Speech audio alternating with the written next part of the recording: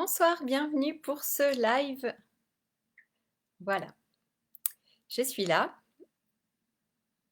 Nous sommes le 8 avril, c'est le lendemain du déménagement. Ah, j'avoue que c'est le plus...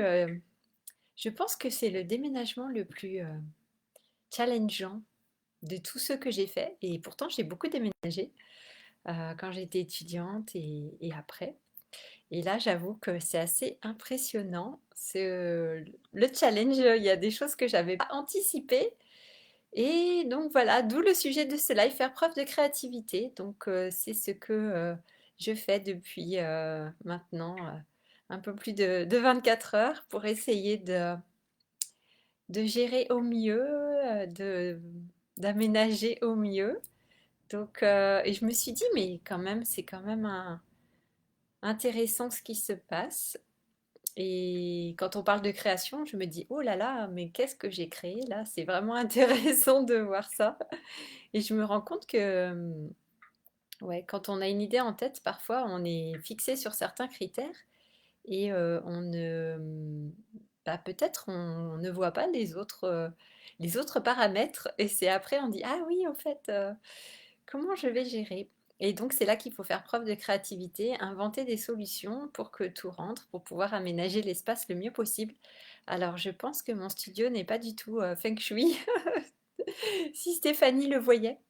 Ce n'est pas du tout feng shui sensoriel, c'est rien du tout, c'est le système D et c'est voilà, c'est on aménage comme on peut. Donc voilà, c'est on verra plus tard pour le feng shui, mais là c'est ouais, je gère les priorités voilà euh, en fonction de voilà bah, des priorités. Donc au plus urgent pour l'instant. Mais ouais, ce qui m'est venu ce soir aussi, je repensais, je me dis, ah oui, c'est vrai que tout ce qu'on traverse, pour moi, c'est toujours des initiations. En fait, il y a des initiations un peu partout et un peu tout le temps. Et là, je me dis, ouh là là, ça en est une belle d'initiation. C'est vraiment, vraiment, oui, surprenant. Et après, je me dis, mais c'est vrai qu'en même temps, ce qu'on crée et ce que nous co-créons avec l'univers, c'est aussi bah, ce que nous sommes capables aussi de gérer.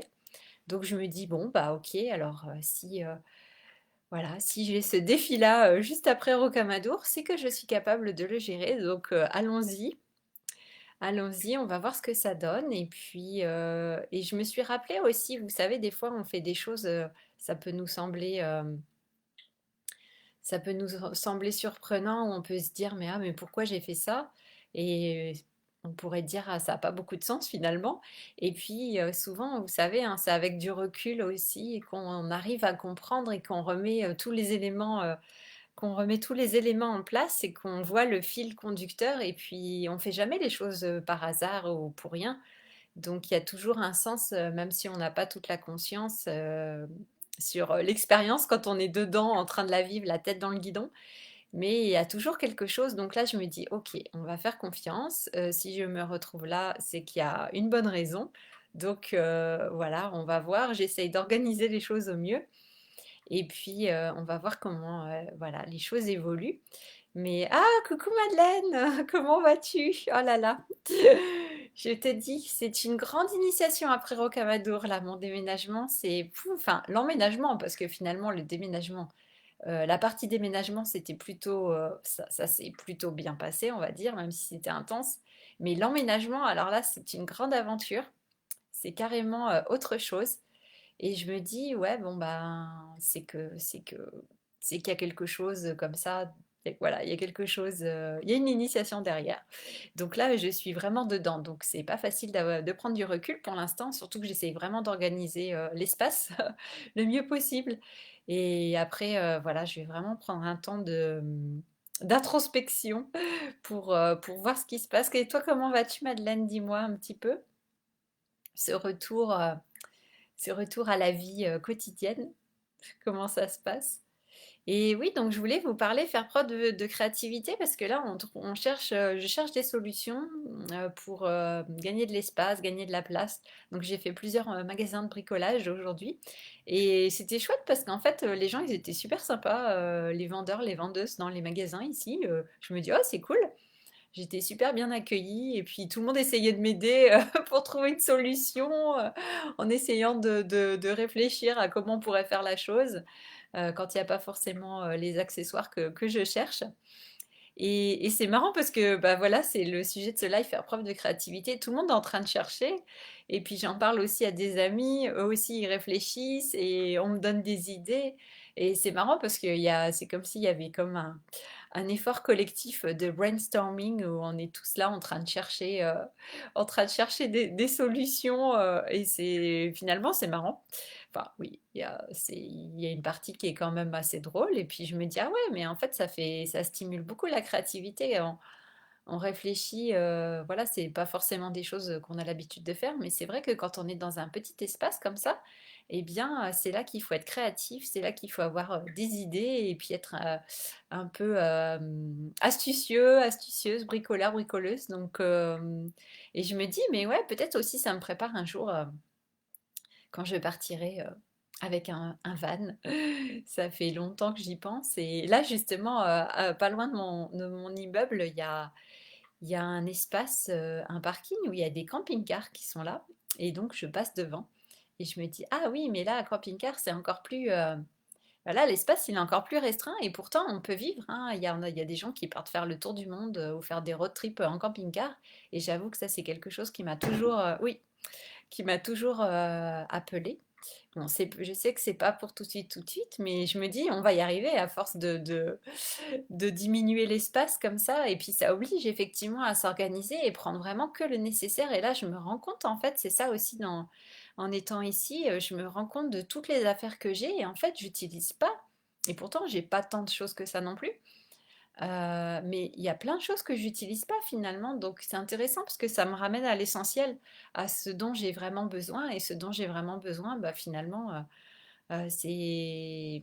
Ouais, il n'y a pas tant d'affaires que ça dont j'ai besoin. J'ai besoin de mon ordinateur, une connexion Internet, mon téléphone, quelques affaires, quelques livres, des choses comme ça, quelques habits que j'aime bien, puis des choses pratiques aussi pour voyager. Et finalement, on n'a pas besoin de tant d'affaires que ça. Et on accumule beaucoup de choses dans nos maisons, dans nos appartements, qu'on n'utilise pas si souvent. Et après, bon, c'est bien aussi quand même d'avoir son chez-soi, d'être bien installé. Ça, c'est sûr que ça, c'est ressourçant et reposant quand même.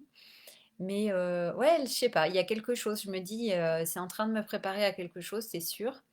Voilà, comme je vous disais, on ne fait pas les choses par hasard ou sans raison. Donc il y a quelque chose là, je sens qu'il y a une préparation à quelque chose que voilà, pour l'instant j'ai pas la vision d'ensemble, mais ouais, c'est ça. Et donc j'ai visité Salanches aujourd'hui, j'ai trouvé ça chouette. Et puis le Mont Blanc, il était tout dégagé, c'était magnifique la vue.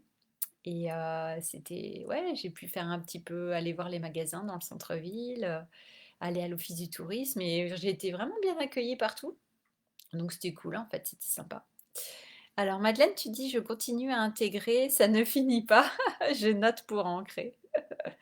Ah bah oui, ça je veux bien te croire, ouais.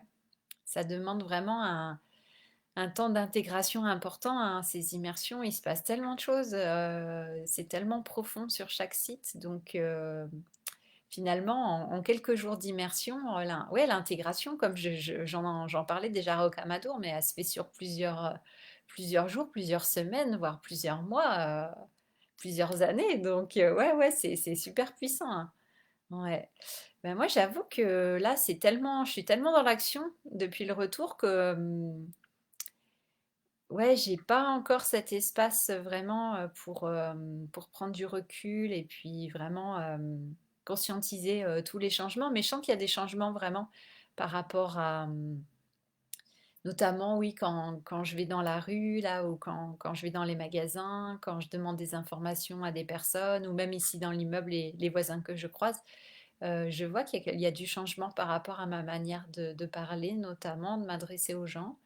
Il y a quelque chose de beaucoup plus, comment je pourrais dire, de beaucoup plus assuré, décidé, un peu plus direct. Je vais droit au but. Donc ouais, c'est intéressant. C'est pas forcément ouais, j'avais pas forcément l'habitude de parler comme ça avant l'immersion. Et là, il y a quelque chose de beaucoup plus. Ouais, je sais pas encore. Il faudrait que je j'ai pas encore forcément les mots pour expliquer tout ça, mais je sens que ouais, il y a vraiment des changements en profondeur. Ouais.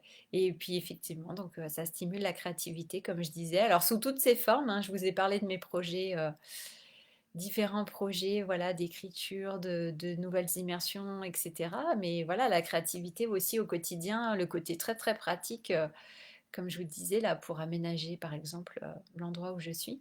Donc ouais, il y a des choses très concrètes en fait qui se mettent en place et des choses à la fois très euh, ouais, très spirituel aussi, très... Enfin, je sais pas, enfin, ça joue vraiment sur tous les niveaux, c'est ça qui est intéressant.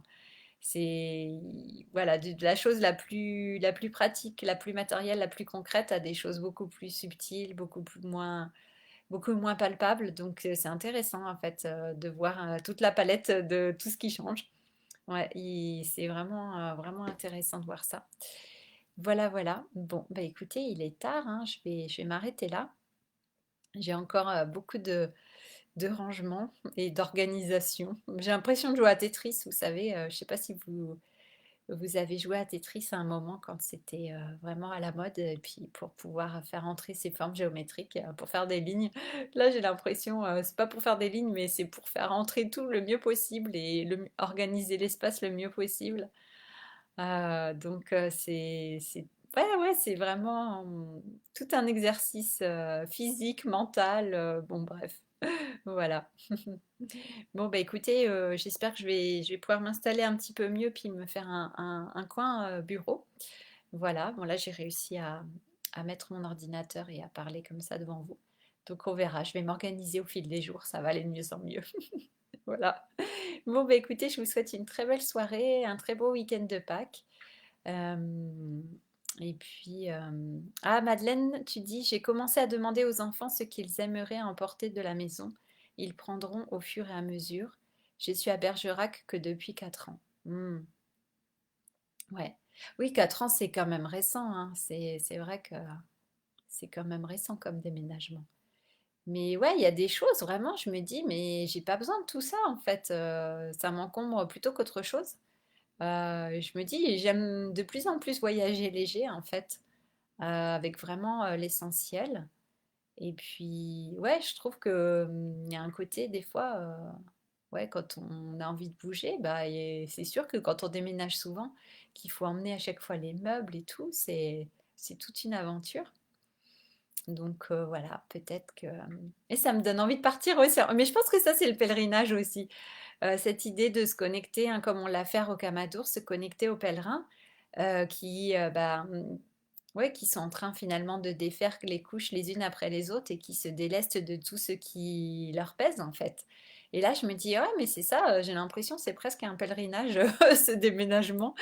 J'ai cette envie vraiment bah, de me délester de plein de choses en fait, de me délester de plein de choses. Et c'est vrai que le pèlerin, finalement, il peut marcher des mois et bah, il a quoi? Et au final, il a ses chaussures, son sac à dos, quelques affaires. Et justement, il me semble que bah, les personnes qui partent faire le chemin de Saint-Jacques de Compostelle, souvent, effectivement, d'après ce que j'ai entendu dans les récits aussi, ou des amis qui ont fait certains pèlerinages, on part toujours avec un sac à dos presque trop lourd et puis au fur et à mesure, on laisse de plus en plus de choses en chemin. On renvoie les choses bah, chez soi par la poste ou je ne sais quoi, et parce que finalement, on se rend compte que ça nous alourdit et qu'on n'a pas besoin de tout ça. Et donc, ouais, ça me fait penser vraiment à ça, quoi. Là, je voyais, je triais mes vêtements et c'est pareil, il y a des vêtements, je mets peut-être une fois par an, de temps en temps, et je me dis, mais j'en ai pas besoin en fait. Pourquoi je fais tous les déménagements avec ce pantalon ou cette robe que je mets jamais? Et c'est ça, en fait, il y a vraiment cette idée de garder, bah ouais, de garder l'essentiel. C'est pas être forcément dans le minimaliste et d'être contre le fait d'avoir des choses, mais je pense que c'est plutôt une question ouais, de ce qu'on est amené à faire au moment présent. Et quand c'est le temps du voyage, eh bien, voilà, peut-être c'est bien de voyager léger. Et puis quand c'est le temps de se poser, eh bien, bah là, on aime bien avoir ses affaires et puis voilà, être confortable. Donc je pense qu'en fait, ça dépend aussi des périodes dans lesquelles nous sommes. Et puis comme tout est cyclique, voilà, il y a des périodes de mouvement et d'autres périodes où on est plus sédentaire et où là, voilà, on aime bien avoir nos affaires. Donc c'est ça, en fait, je pense que c'est ça aussi l'exercice, c'est d'être, ouais, ça me fait penser à ça, d'arriver à être flexible et de voir aussi, c'est pas forcément évident de jongler entre les deux, mais voilà, je pense qu'il y a un travail comme ça qui se fait sans que, voilà, j'ai pas forcément tout le recul dessus, mais c'est ça. Ah, Madeleine, tu dis, en quittant la région parisienne, je m'étais bien délestée pourtant. Mais oui, mais finalement, même en laissant beaucoup de choses, on se rend compte qu'on en a encore beaucoup, et parfois même trop. Et ouais, c'est impressionnant, et c'est vraiment bah, quand on déménage qu'on s'en rend compte forcément. Sinon, bon, bah, quand tout est chez soi, voilà, on vit dans nos affaires comme ça, sans, à part des fois, il y a une envie de mélange, qu'est-ce que je dis? De mélange de printemps. Je ne sais pas ce que c'est le mélange de printemps, c'est un nouveau concept. On a envie de ménage de printemps.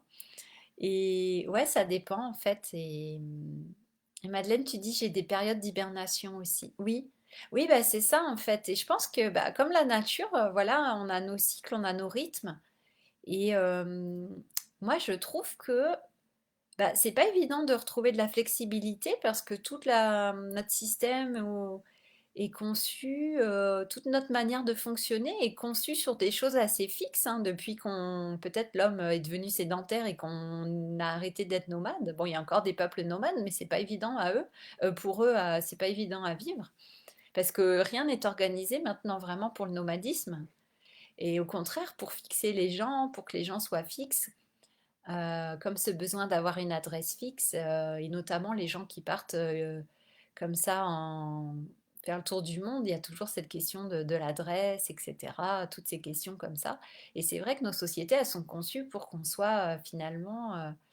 ouais, il y a vraiment la sédentarité qui s'est installée au fil du temps. Donc quand on essaye de retrouver un certain mouvement, un certain rythme, un certain mode de vie nomade, eh bien ouais, c'est vraiment pas facile. On se rend compte qu'il y a beaucoup de challenges et beaucoup de...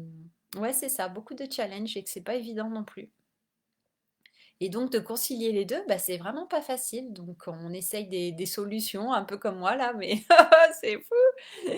Ah, c'est pas, voilà, c'est pas facile, mais je me dis qu'il y a quelque chose. Voilà, il y a un apprentissage, comme je disais, il y a une initiation derrière. Donc voilà, je me dis ça, patience, les choses vont prendre forme. C'est vraiment ça.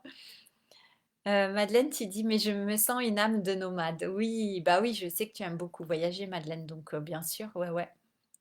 Mais oui, et c'est ça, c'est comment on peut nourrir notre âme nomade tout en ayant un mode de vie sédentaire, entre guillemets, en étant fixé quelque part. Et comment on arrive à concilier les deux? Et ça, c'est une vraie question, parce que je pense qu'il y a aussi, ouais, nous sommes nombreux quand même à avoir cette âme de nomade, à vouloir voyager. Et puis il y a beaucoup de gens, de toute façon, qui voyagent de plus en plus maintenant, qui bougent de plus en plus aussi. Et surtout maintenant qu'on peut revoyager, ben, bah, on a envie de bouger de nouveau, après les années qu'on a passées sans bouger là.